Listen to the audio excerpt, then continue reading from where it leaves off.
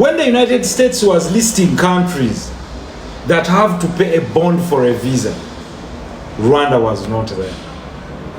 Rwanda strategically signed a bilateral with the US and they get a 10-year visa. 10-year.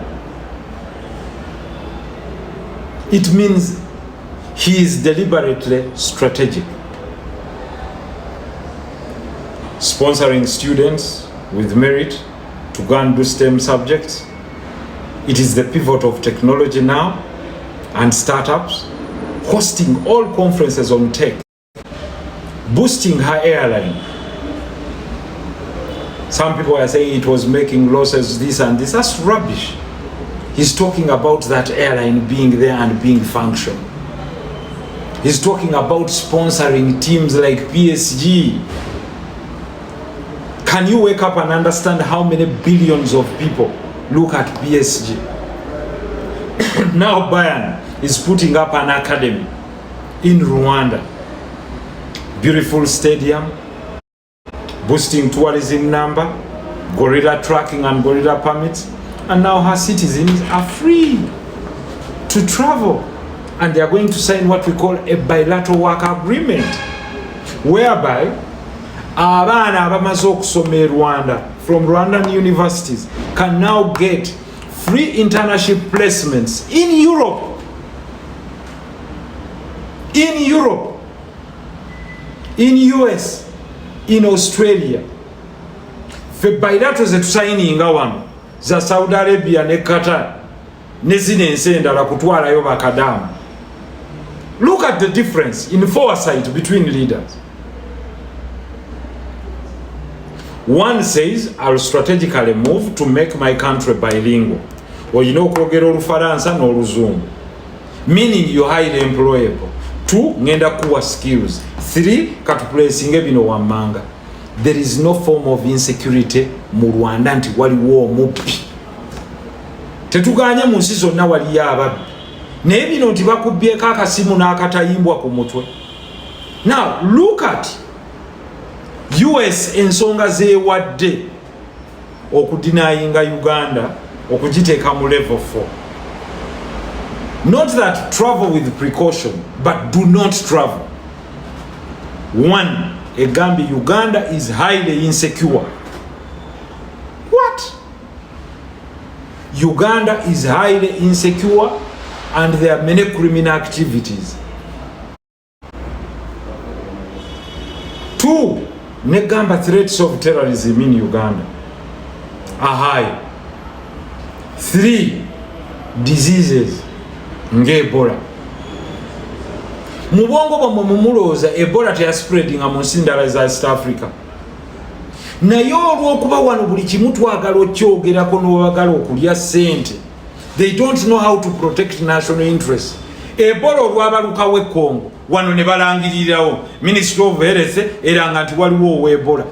Do you know how much you destroyed the economy?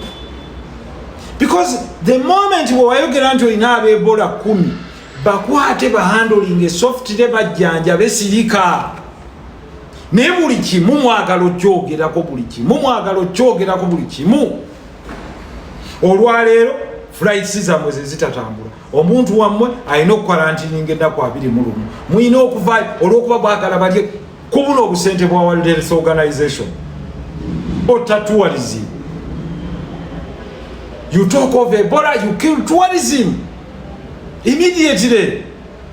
Meaning all the tourists that had planned to come in Uganda for the last 3 months, for 90 days, the numbers drop. Even those that had booked longer had to exit or find alternatives. Where? Rwanda.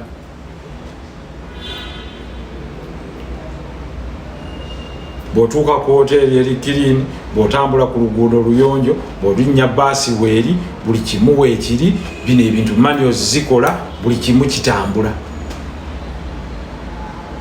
Toyina bwe weeraliikirira nti ojja kusanga owa traffic yakuba omukono agaye peesa.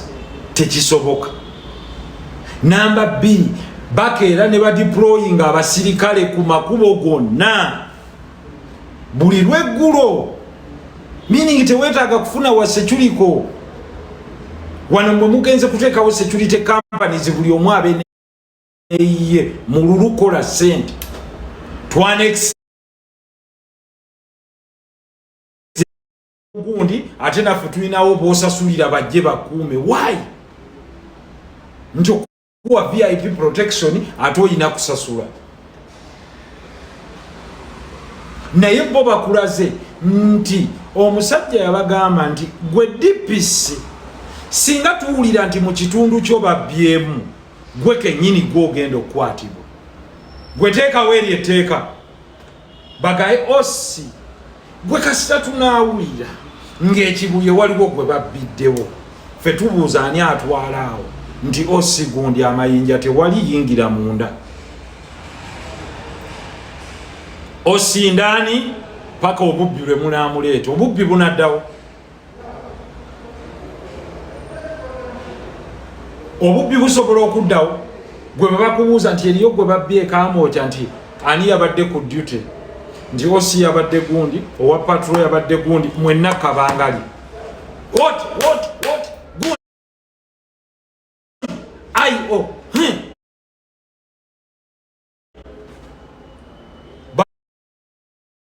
bali mu kunoonya nkayana z'abamataka. Gw'oli agambye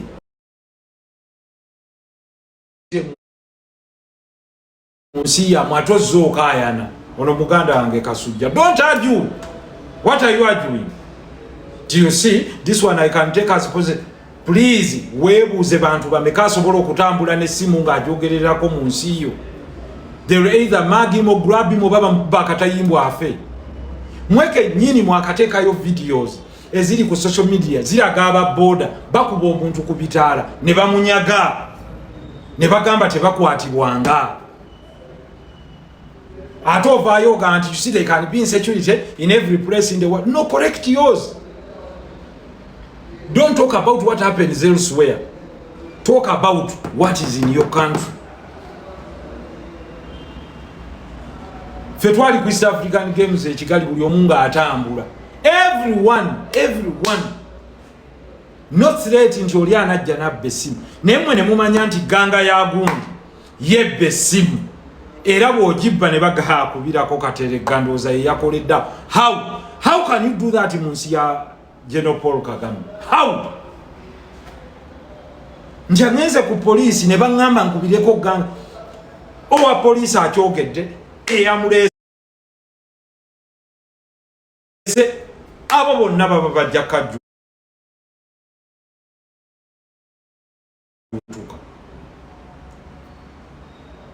Nti laptop ya gundi.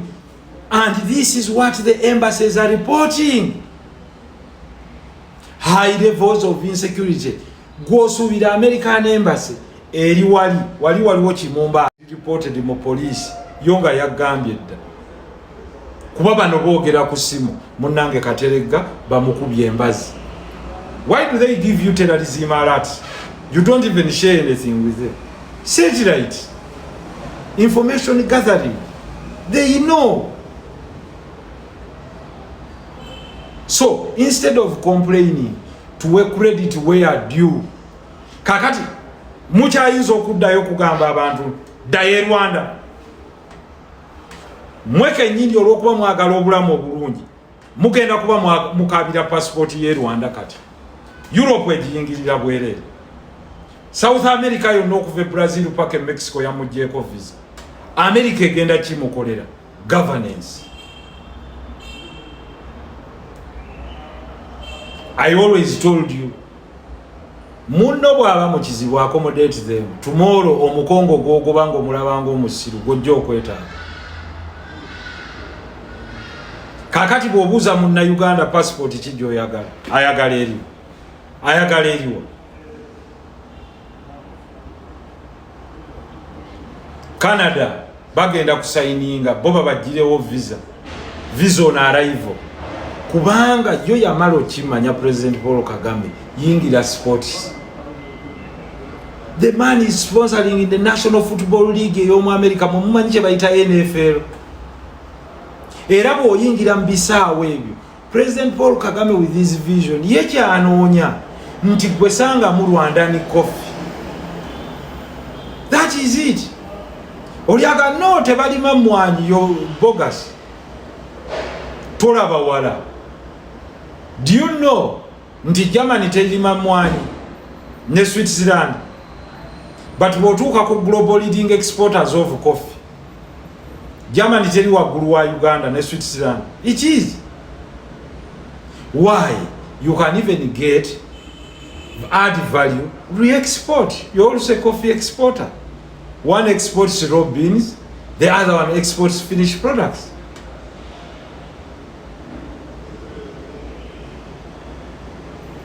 So, big up President Paul Kagame, njagala okuwa credit, and I'm one of those people who gives credit where due. You had a strategic plan for your country, and you united everyone around that strategic plan, and for sure it has paid off. Sports-wise, you've built a very good arena, attracted all class of basketballers. In football, you've penetrated and you've gone for the NFL. I think these are the most popular sports in the world, and that means you've entered everyone's home in the Western world. So everyone now knows about Rwanda. In the US, which is the world's strongest economy by spending power, in innovations and technology, Rwanda has deliberately sponsored children to go to China for STEM, and without looking at everyone's home here and there. So they might have their weaknesses as a country, but we must give them credit as a nation that has built something. Now, let's move to Namibia. Because Rwanda is near, you would easily understand. Namibia, omukyalo lwatuuse, the first thing she did as president was to clear the entire debt of Namibia, foreign debt. Two, to make sure, and she said it deliberately, for any of my nationals that has anything innovative in mining, the government will deliberately give you money at 3%, making capital move closer to her people. Because previously all the mines were owned by Germans, British, etc., and the Chinese.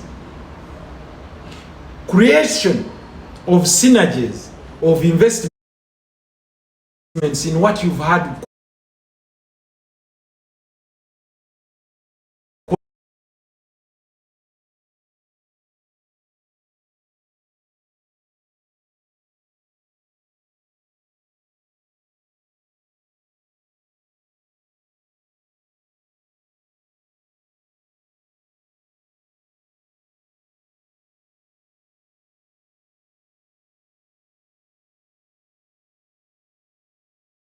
every 1,000 that goes abroad and wants to stay there. Why? They have land, they have resources, they have good education. University education is free in Namibia. Now think more. Botswana, with changes of government, they introduce a wonderful lawyer who stands up against Belgium and says, will determine our price of our diamond. Now, this is a great leader. That young president in Botswana is a great and visionary leader, and you see, that's why Botswana is on that list. Of course, Lesotho, for obvious reasons, is on that list because also Lesotho has discovered lithium. But I would believe if Zimbabwe came back very well and got good and great visionary leadership, you would see Zimbabwe get there ahead of many countries. But what am I trying to say? Good governance, strategic governance yields great results. We can do it. Let's not abaye trade olwokuba oli akikoze kati wali wajja okuvaayo kale kati fo tutadde wansi. Don't tell me your rubbish. Nkutadde wansi gw'obadde weetaddewo. Lufuna abakwogerera bakuteeke waggulu. Why do you think nze nnyina okwogerera okuteeka waggulu? Rwanda is in East Africa. We are part of the East African Federation, and it has clearly shown how it can be done. Before you spread resources, and this is where I want to credit President Paul Kagame. Why do you spread resources ezenguudo mbokola oluguudo olugenda ekidepo? Oluguudo olugenda ekidepo temunkwata bubi, luyitako emmotoka 8. What is the cost investment benefit in form of return? You're tarmacking a road of 120 kilometers to use 8 cars in a day. Kwata the 3,000 kilometers zonna zoyina mu kibuga, 3,000 to 5,000 ezitali tamaked, ozitamakinge, oziteekeko ebitaala, oziteekeko walkways. Teriyo tourist ajja 90% bwagenda kidepo. Tourist agenda ekidepo alinnyawo nnyonyi. Tourist agenda ekidepo ayita ku luguudo lwa Maramu oluli first class.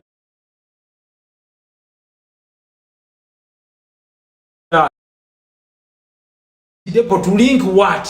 Bayanike koji. 90% balundirako nti ogenda kujjayo ki. Omulunzi w'ente yeetaaga kolansi.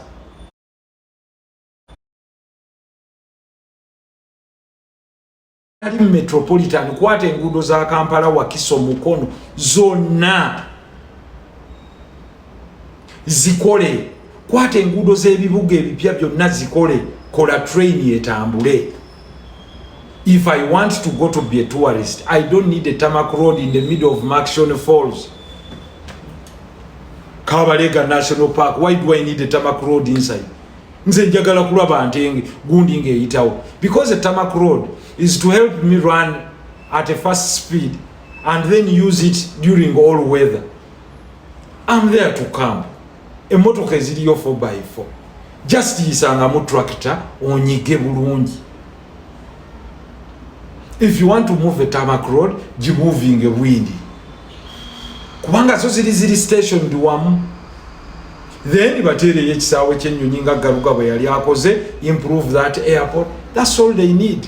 A celebrity avudde New York, Bwantebe najjawo chopa nemusuula ebwindi n'avuga 5 minutes n'agenda mu gorilla tracking n'amalayo ennaku 3 n'agenda.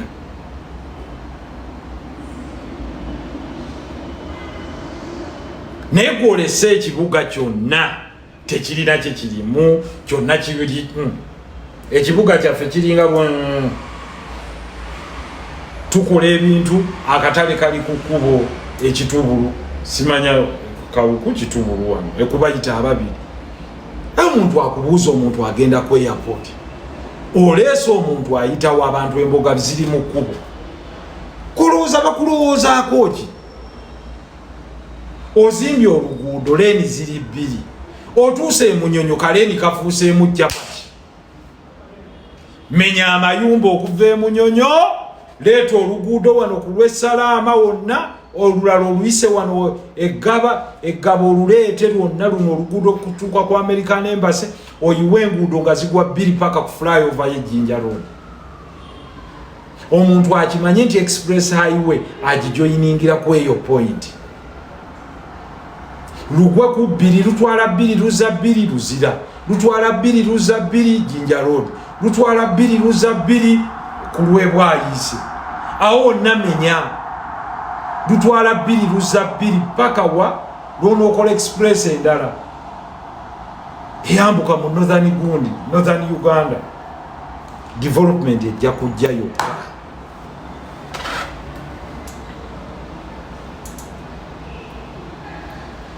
Ekibaleeta ku programu yange kuba kuliko okuyiga siyomba, naye ngezaako okubagamba nti we can do better if we choose what content to put in our minds.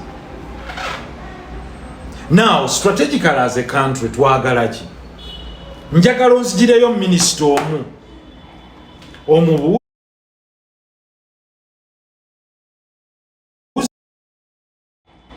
omubuuze mugitwala wa? Naye ajja kugamba munnaye nange simanyi. Gwotunulira education gye twatuulamu. Obuuza omuntu, kubanga nze biology namuyita. Why wasn't I scouted at that level? Kino kubagenda mu masomero kale nawo ngenda kujjawo honorable Agayo live right yogera ku ne kusoma ya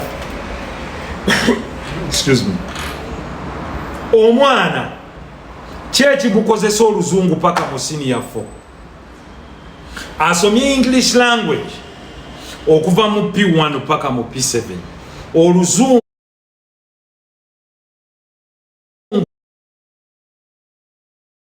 erumala mu senior 2 eyo subject nevaako nomanya nti eyo yo twagitereka nti grade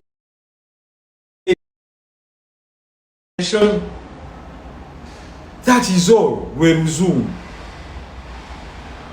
kwa bano tebagenda kubeera ba book writers ekyo kimu kakati eyo yandikomye mu senior 2 netawo kipayinga abaana naye omwana n'omutandika mu senior 1 ayina art ayina technical drawing ayina agriculture ayina gundi atandise ne subject 18 aba awunzi omwana mubuuze path yeeriwa nze kyekyankozesa art mwagazaaki 6 out of 10 7 out of 10 nze saasukawaawo mu art kakati ate nga walinga ye yafunanga 9 out of 10 bamuteerawo na drawing owa art bwe mwalaba ne gundi eyo yandibadde yapiikinga art okuvaawo n'omugattako technical drawing n'ofuna graphic designer ng'ate architect omwana akola art asobola okukola TD kati aba abuzaako kintu eki physics ng'amanya nti physics alimu ebiwayi bimeka nti ngenda kuba designer naye ntwaleko ki nkola fashion ngenda genda eno mu interior designing ngenda genda eno ngenda genda mu bino oba mu art ngenze mu antiquities ekyampeesa art ki ekyankozesa technical drawing ki ne bakubuuza what is a TD board oba what is technical drawing is a language used by architects nakati of what help is it to me because abaana abali good mu history bali good mu biology because biology mumwegendereze yenna biology is recounting and memorization all about biology is anatomy the study of living things and non-living things living thing anatomy yayo etandikira ku cell ng'ogijjukira cell eyinaki eyina nucleus simanye eyina kino eyina ne kino because for everything to live eyina okubeera ne cell ng'anjika cell eyakutte bukuku mu nkututwe nsoma Battle of Isandihirwana Battle of Burundi Majimaji Rebellion Abushiri njisomi mvudde mu Abushiri muntwadde mu Africa slave trade kati ono akwata biology singa oyagala omwana abeere nga agenda kuba omusawo mu ntandikwayi oba okubeera n'ebintu ebiri related ku malwaliro senior 2 senior 1 is introduction to the subjects senior 2 nti nze biology enkudde naye kati okumuyamba ku biology ng'omuwaamu chemistry nze siraba doctor weyeetaagira math kafa wars abantu bataddewo buli omuteekawo subjects gye wali toyagala biology omuntu ne bw'akola biology we n'akola ne chemistry bw'oba oyagala ng'oyagala mufuula nti alina roots 2 ng'omwongerako agriculture kitegeeza asobola okubeera veterinary doctor oba okubeera ow'abantu wa bisolo oba w'abantu ne chemistry omuntu owa chemistry amanya eddagala lyonna bwe litambula n'atambula ne biology okumanya human body bwetambula n'omanya nti eno nervous system eno digestive system eno respiratory system n'endala nga bwe zigenda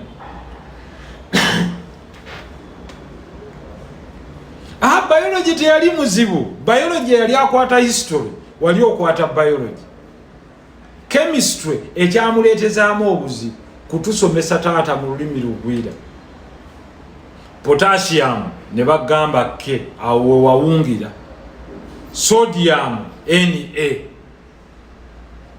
kubanga ye yali wa abbreviation. Kakati omwana yanyiiganga bamusomesanga lweggulo bava kulya miwogo ne bamalawo otuloto muluma ne bamuleetera Bunsen burner ne bamuleetera burette. Kakati ekigambo kyokka burette kiri mu Luzungu.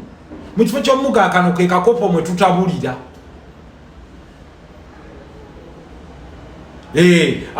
Lwaki abantu bonna tebasoma biology, I mean chemistry, naye bakola liquid soap. Liquid soap is chemistry. It's your ability to mix different chemicals together to make a solution. Ani agatusobola kusabula paint? A mixture of black and white ekuwachi tekuwagure. Mixing out color ya black oji mixing ne white ojja genda okuvaamu nga black asabulukuseemu ne white akuwachi akuwachako gure mwekubirako mu ngalo.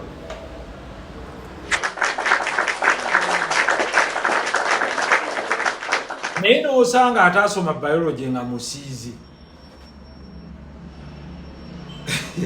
Walwanga honorable, I spent 10 years finding X and Y nakati sinabizuula.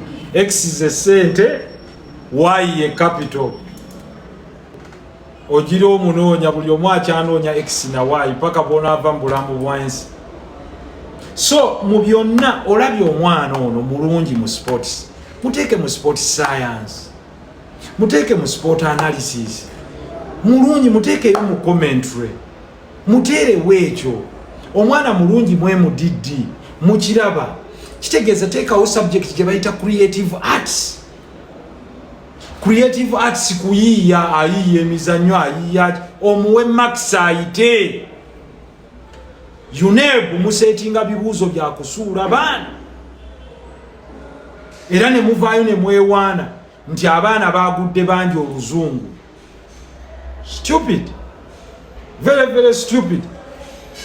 Japan bagambye balwana nnyo okugamba nti bonna bayitidde mu first grade bafunye distinction 1 sina first grade.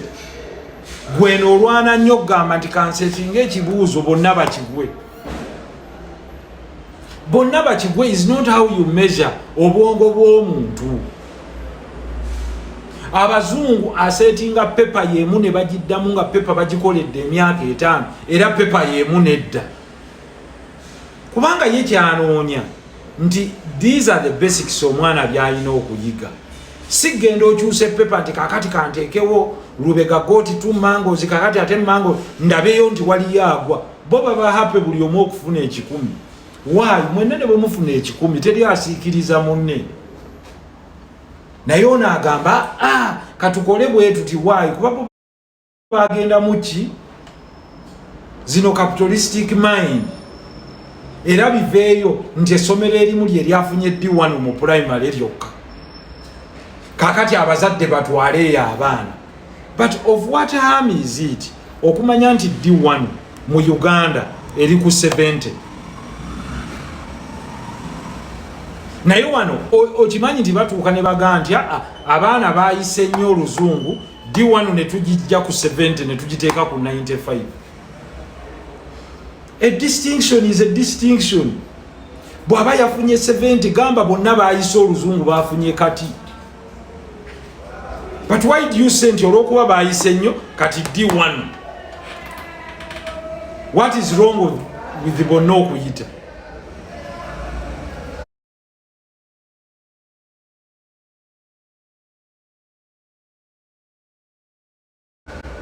There is nothing wrong. So anyway, nkomyewo ntandikidde ku nsonga ya Rwanda. Ensonga ya Rwanda. Big up President Paul Kagame. Thank you very much. Nzombu kubagenda okwebaza as one of the people in East Africa. It's a good milestone for all Rwandan people, all the people of Rwanda. Now you're visa free to enter Spain. Thank you, the Prime Minister of Spain. You're a very proactive guy. You've given out citizenship to immigrants, and I believe that is very good. but you've also been the first country to open up for Africa. In as much as Rwanda has been the first, and Lesotho, Namibia, and Botswana, Seychelles, and Mauritius, all our countries will come to follow. Please take heart. Let's streamline our systems. Let's try to make our environments good. But I applaud the Foreign Ministry of Rwanda and how it has taken on the marketing of its country and how it has shaped it. I can see the new bilateral that is heading up soon with you and Canada for being also visa-free to Canada and the UK. That is the way to go to maximize job opportunities for your citizens globally. I think you're living up to the standards of the new Singapore of Africa. Everyone is proud of you. Kakati ababaddawo nga bagamba nti mudde e Rwanda. Kati mubagobe ogenda kwekanga gwosaba passport ye Rwanda. Thank you for having built your country. I know si banji abajja okutegeera kyendi mu kubagamba, naye of course banji abajja okukijjamu amakulu. So munzikirize mbeere nga mbeebaza okutambulira ku programu yange olwaleero. Waliwo ngambye nalinayo jjajja wange e Rwanda kangende bampe passport. Yeah, genda bagikube kuba kati opening up for work. Sebo President Paul Kagame ogenda kulaba bannayuganda abayaayi abagenda okujjaawo kati nga baga nedda tetwabyogera. Buli omu agumire ewuwe. President Paul Kagame yali clear yaga temujja kugenda kukola mirimu Saudi Arabia. Katuzimbe ensi mujja kutuuka mu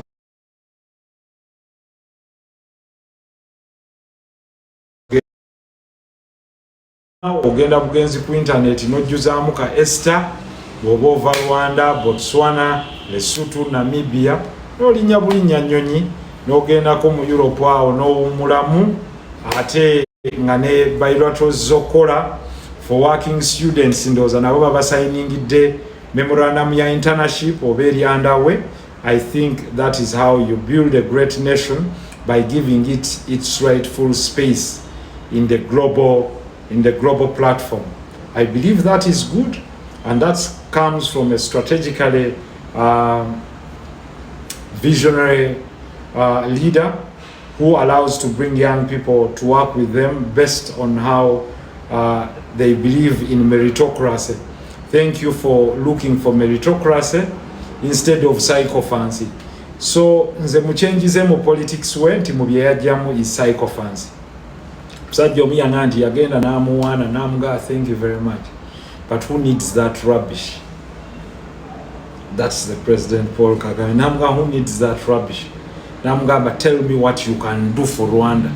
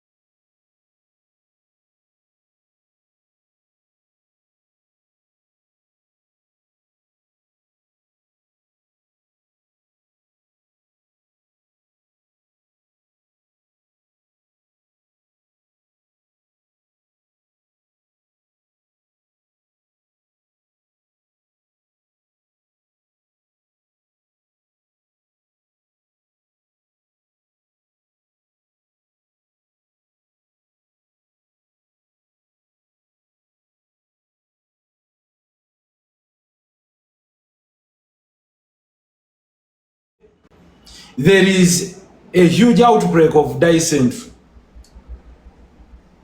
and a certain virus eri mu mbuto za America. Do you see them holding press conferences? There's a huge diarrhea going on in over 15 states in America. They are hosting the World Cup. No one is talking about that.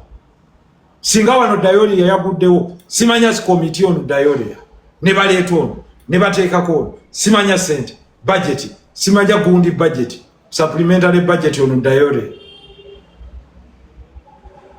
Before you noted it, tourist ya jawali chiddukano.